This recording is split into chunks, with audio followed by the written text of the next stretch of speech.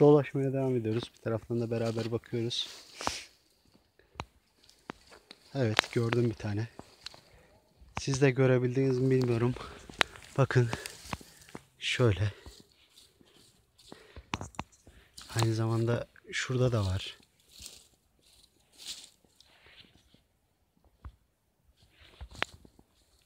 Buluyorsun. Buldukça da daha bir eğlenceli oluyor. Çıntar toplaması. Görüyorsunuz. Çıkamamış, biraz çatlamış.